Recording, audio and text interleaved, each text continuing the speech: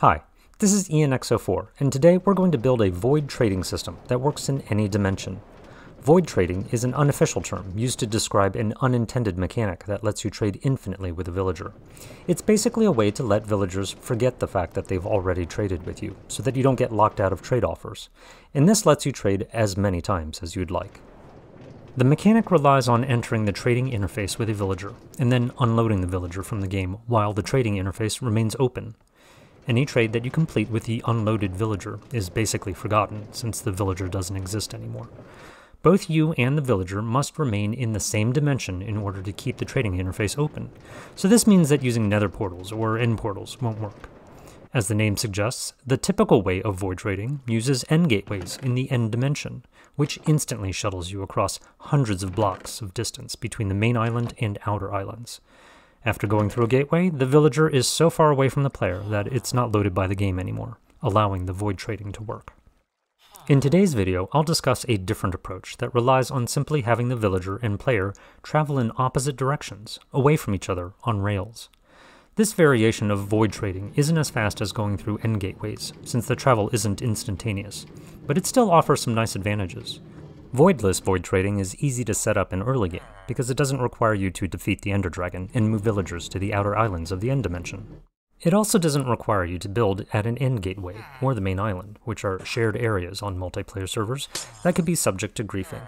A voidless void trading system is also an easy upgrade for an existing trading hall, and can be built almost anywhere in the overworld, or in the nether, or even in the end if you want.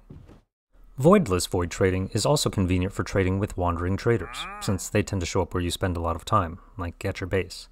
And this gives you a chance to stock up on special wandering trade offers, like slime balls, nautilus shells, pufferfish, special dyes, gunpowder, sand, and blue ice. And keep in mind that void trading not only allows you to buy stuff from villagers, but it also works in the other direction too. You can sell your goods, like if you have a stockpile of iron, or gold, or crops, paper, string, or whatever else it is that you have a ton of. And the best part is that all of these infinite trading possibilities are easily available by building this simple setup that is little more than a straight line of rails, divided into 3 sections with simple stopping blocks. The build is essentially symmetric. A player travels back and forth along the middle section of rails, and the trading villagers travel back and forth along the sections at the ends. I'll refer to the place where the villager and player meet as trading stations, and I'll mark one of them in red and the other in blue for clarity. The villager and player depart from the trading station at the same time and same speed, but in opposite directions. The player opens the trading interface with the villager, just as they start moving. The villager will move away until it reaches a stopping block that reverses its direction, but this is located just as the villager enters a chunk that no longer processes entities, which freezes the villager in place. The distance from the player in which this occurs can vary depending on the server or the single-player game settings. After the villager stops moving, the player continues traveling away from the villager until it reaches the other trading station that's positioned just far enough away so that the chunk that holds the frozen villager is unloaded from the game. And again, the distance from the player in which this occurs can vary depending on the server or the single-player game settings. At this point, the player completes the trade in the trading interface with the original villager, and then the player will have a different villager at this trading station, so that the process can be repeated for the return trip back to the original trading station. During the return trip, the original villager is loaded back into the game and is processed so that it travels back to the original trading station, arriving at about the same time as the player. And this process can go on and on, for as long as you like. The build site for the trading system needs to accommodate a long stretch of rails. You can pick a large flat area, like a plain or desert, but this isn't critical. You can tunnel through any terrain in your way. The ocean is also a convenient place because it's perfectly flat, and it doesn't take much time to bridge at its surface. The nether roof can also be a good choice for many players. Just remember that the trading system relies on unloading the villager, so the build site should be away from the spawn chunks, away from chunk loaders, and away from places that other players may frequent. The example that you see here is designed to work in a single-player world with the render distance set to 2 chunks. Later on, I'll show how to adapt this for a server, where players are not able to manipulate the server settings, but I'll review the build for this single-player version first, to offer a simple point of reference. For the single-player version, the villager tracks are very short, only 16 powered rails long. The stopping block on the end has 2 spaces between it and the chunk border, and on the other end of the villager track there is a stopping block with a button on top. This block is one space away from the chunk border, and it serves as a trading station. The player track has 50 powered rails, and on the other end is another stopping block to serve as a trading station, which also has a button on top. And another 16 powered rails follow for the other villager track, and final stopping block.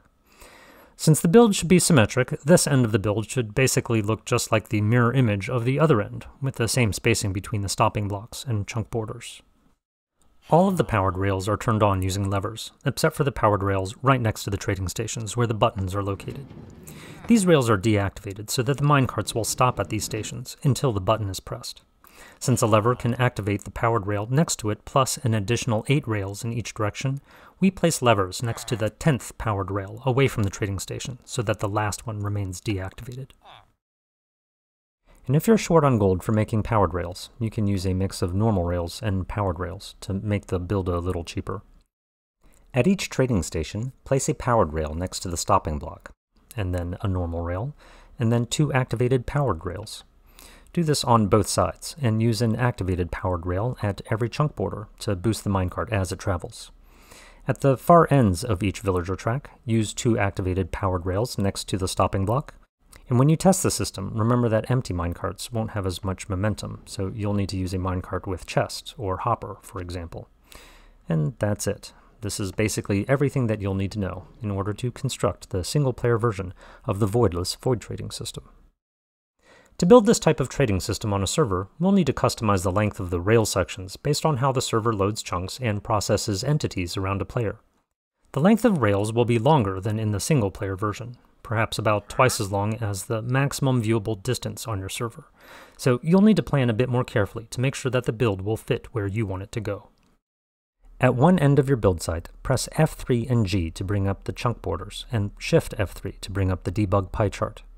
Look at the tiny text under the pie chart, and press the number on your keyboard corresponding to the word tick. In this example, the number is 4, but it may be different in your game.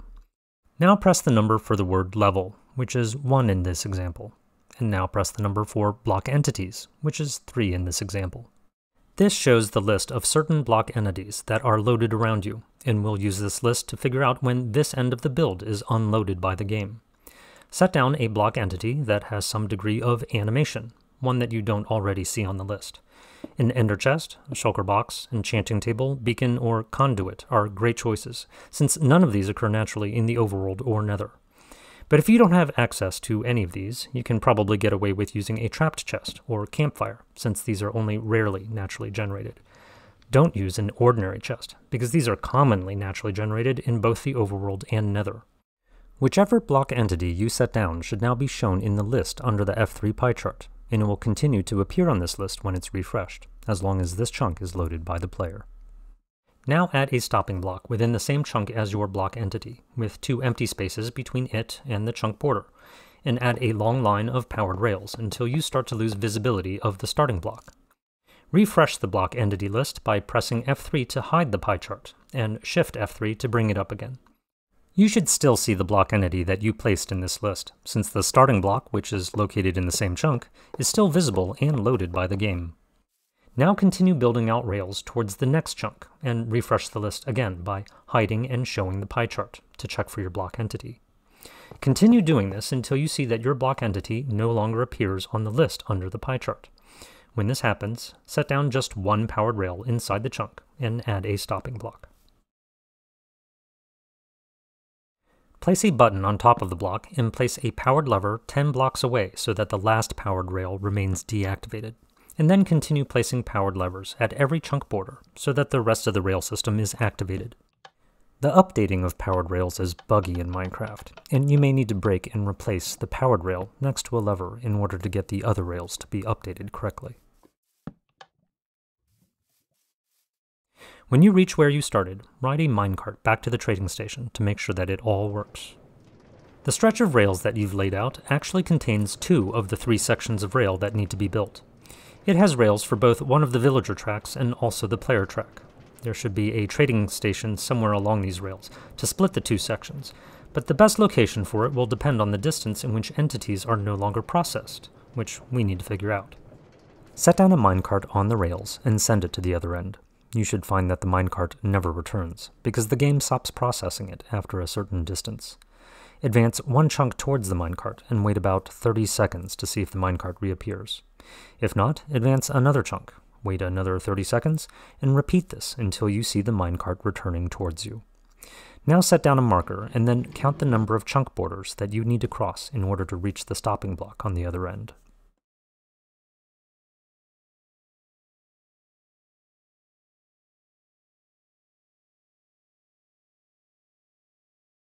Divide this number by 2 and round up.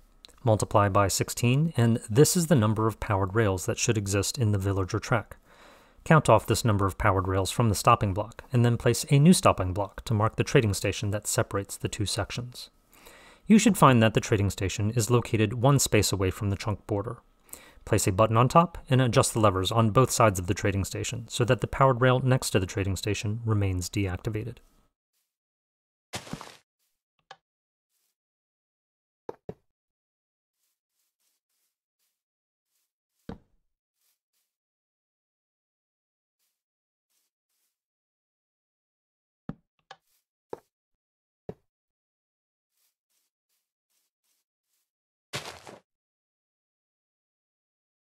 Now give it a test.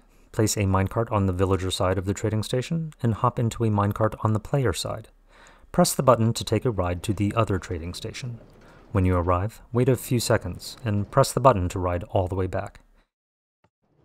If everything is built correctly, the minecart should arrive at the trading station about the same time as you, within a couple seconds or so. Now go to the other trading station and add the villager tracks to the other side of it. Remember that the farm is symmetric, so there are just as many powered rails for this villager track as there are on the other end. Add a stopping block at the end of the line of rails, and activate all of the powered rails leading up to the trading station, except for the last one. A convenient way to load trading villagers into the farm is to keep a set of villagers in boats near one of the trading stations. Place the desired villager across the rail and push a minecart into it. To remove the villager, press F3 and B to show hitboxes, and then break the minecart to move the boat away. To get a villager to the opposite end of the build, you can temporarily replace the trading station block with an activated powered rail, just to move the villager across. To use the farm, you'll need to change the render distance to 2 chunks if you're in single player. Otherwise, you can just hop into the minecart at the trading station with your trading supplies and then aim at the far edge of the button. Right-click twice in quick succession so that you activate the button and open the trading interface for the villager right behind the button. Select your trade, but wait until the cart has stopped at the other end before completing the trade. Now you can turn around and repeat the process on the villager behind you. When you're done with the villagers, set down a glass block over the villager side of the trading station so that mobs won't be able to see the villager, keeping it safe. Much of your trading needs can probably be met with a cleric, librarian, mason, and farmer. In early game, you'll probably also find use in a weaponsmith or toolsmith for selling iron, and a master-level fisherman can also be useful since they buy boats at the incredible offer of 1 emerald each. XP is also dropped at the ends of the villager tracks, and you may want to pick this up when you're done with trading if you need an extra source of XP. Any wandering traders should be prioritized, since they despawn after 40 to 60 minutes of being loaded, and there's nothing that you can do to prevent them from despawning once that time expires. For single player, you'll be able to make a trade about every 9 seconds. For servers with the default view distance setting of 10 chunks, it will probably take about twice as long, around 17 seconds per trade. And for servers with very large view distances, the trades will of course take even longer, and you'll need to decide based on your own circumstances whether this trading system will be useful for you. But keep in mind that normal void trading remains a fantastic option in many situations, and to do this you can use a minimalist void trading system based on Madman 25's design.